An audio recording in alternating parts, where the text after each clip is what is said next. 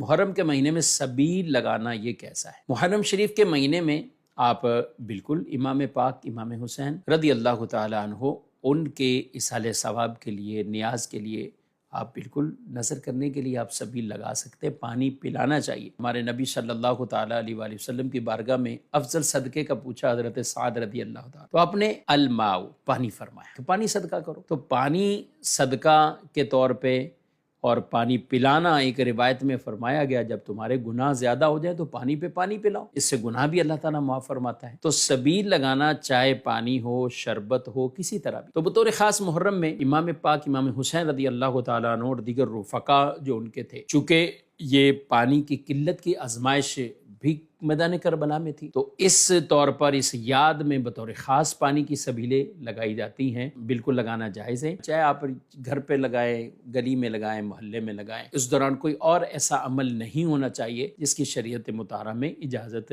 نہیں ہے۔ آپ اگر منقبت سنتے ہیں اور ایسی مناقب کے جن میں حضرت سیدنا امام حسین رضی اللہ تعالیٰ عنہ یا حضرت مولا کائنات علی المرتضیٰ کرم اللہ تعالیٰ وجہہ الکریم، دیگر اہل بیت اطہار رضی اللہ تعالیٰ عنہم اجمعین، ان کی شانیں بیان کی ہوئی ہیں، آپ سنیے، مگر ایسی کوئی چیزیں یا ایسی کوئی ریکارڈ